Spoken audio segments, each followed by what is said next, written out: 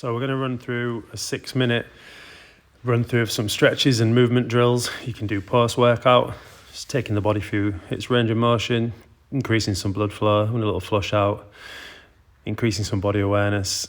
So right now, downward dog position, we're just cycling through the calves, getting the load through the heel, and we're really trying to get a feel of some length through that Achilles calf complex. Just trying to keep a reasonably straight upper back, torso, hips, shoulders and ears in line. Around 10 reps here, just cycling through that movement. A couple of seconds pause at the end of each rep. Once we've done our 10, we're then going to take it into a hip flexor stretch. Really important here, we've got a vertical shin on that lead leg.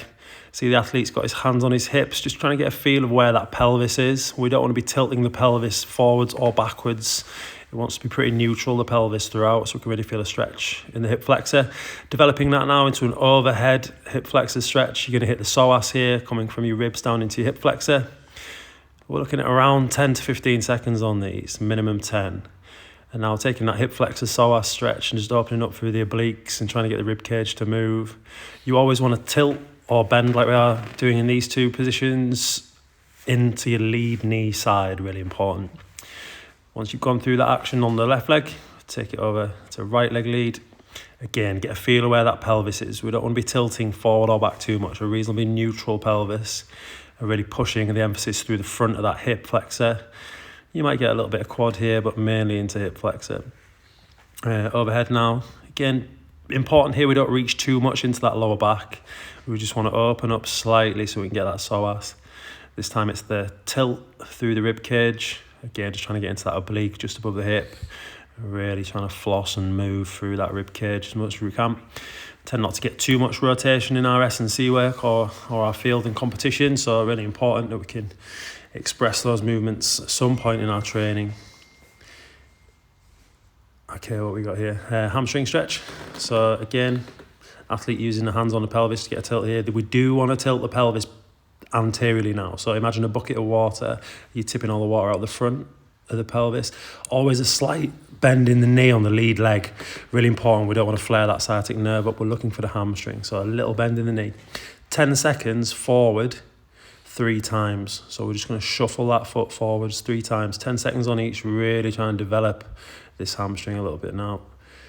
After the third go, we then sit back onto the alternate leg and we push the hips back and we're trying to target the groin now. And the toe stays pointed up, the heel's down. We're really putting as much load as we can through that groin hamstring complex.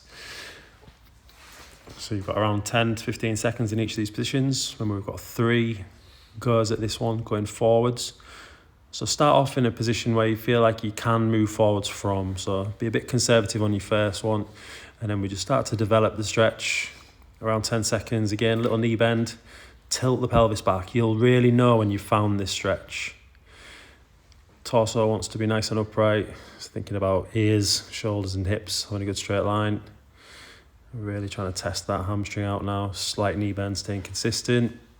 And then we're looking at sitting back into the hips. Toe points to the ceiling still. And we're just trying to really find that inner thigh.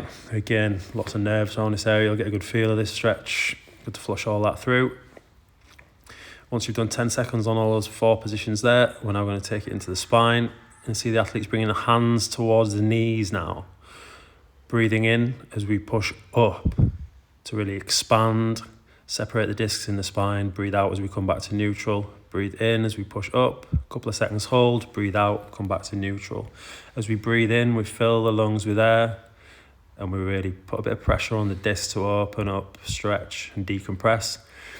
Lots of your field sports and your athletics training will compress the discs in your spine, weightlifting as well. So really important, at some point in our week, we're doing some work to decompress the spine. This cat-camel stretch is good. If we're being picky, we could get the athlete to tuck the head a little bit more to create a bigger curve. Really important, the hands stay close to the knees on that one. So a big fault on that one is hands too far forward. So make sure you've got a little square. Now going into child's pose, wherever you feel good with your feet on this one. Depending on your ankles, should really looking at sitting back into your hips, so you're getting that lower back to decompress a little here. Progress this 10 seconds hold, then to one side, and then staying low. We're just going to do the other side, 10 seconds, And if you're reaching to your left, use your right fingers just to grab and pull yourself away to really open the lat down the side of your back on that one. And we're going into a glute stretch. Shin goes across the front of your body, and then the back knee, the back leg, as straight as you can behind the hip. And then just trying to get as much weight into that hip as we can. And you see here, same stretch, just moving around a little bit so you can see the angles that we're looking for. Everyone's limb lengths and muscle stiffness is a little different, so you know, get into this position as best you can without stressing the knee too much and trying to get as much weight into that left hip as you can. So really sit your weight back into that left hip. Again, you'll know when you found it. Don't be afraid to play around in that position. Same on the other side.